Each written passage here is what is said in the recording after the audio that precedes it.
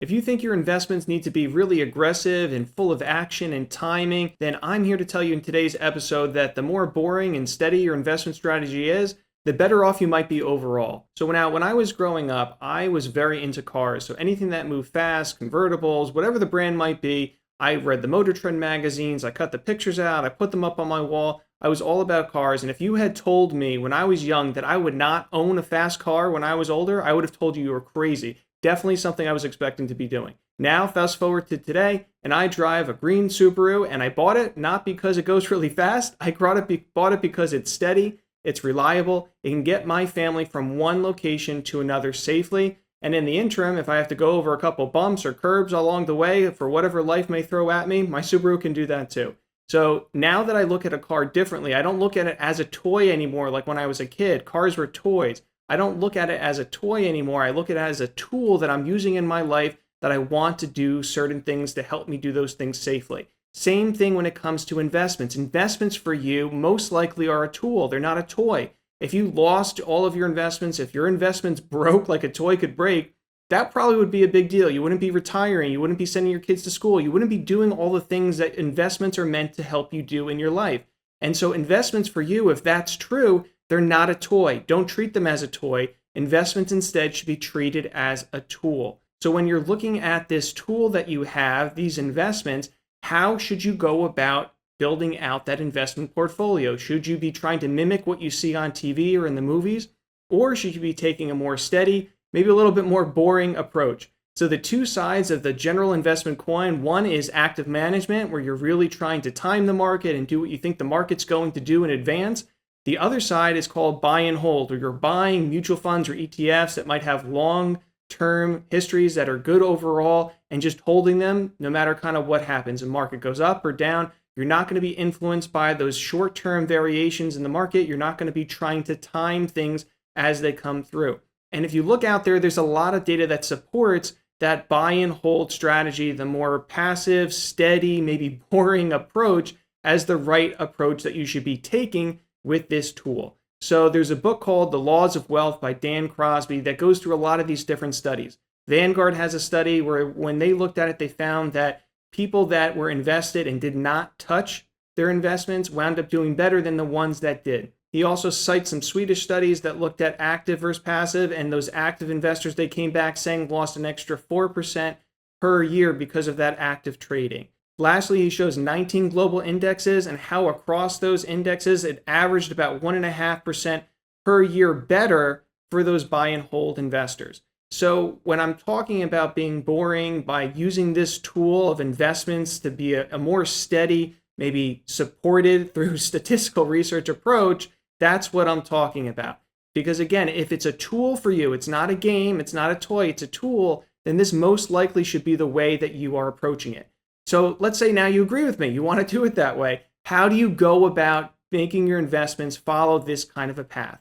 Well, the first thing is you want your strategy to be well diversified. If you're using multiple different investments right now and you look at which one was the best this year or last year or the year before that, chances are every year there's one that did better or worse in each successive category.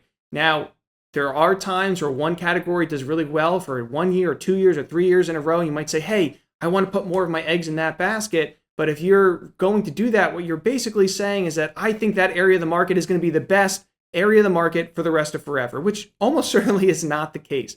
So staying diversified means using a lot of different areas of the market all the time.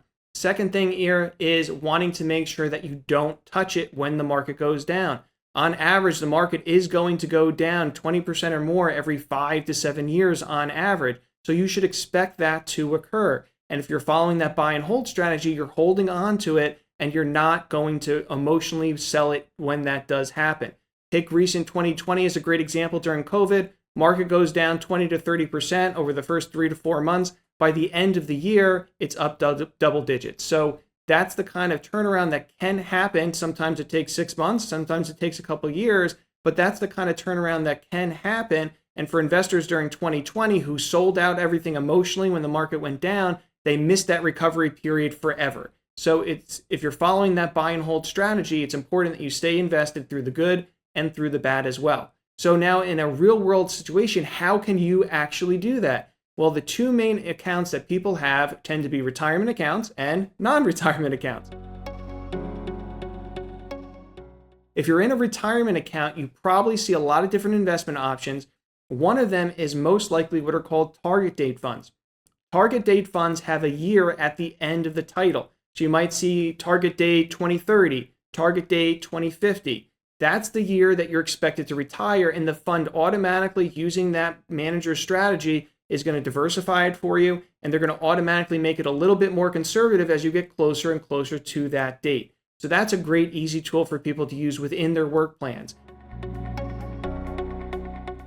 If you're using a non-retirement account, then that second option would be using an asset allocation fund. So it might say a moderate model or an aggressive model. Again, here, whether you're using, Vanguard or BlackRock or Franklin Templeton, JP Morgan, whoever it might be, again, that company is diversifying those assets for you, but doing it according to that level of risk that you might be comfortable taking on. So maybe it's an account you need in, 5 years, maybe it's moderate, an account that you don't really plan to touch for 15 years, maybe it's more aggressive.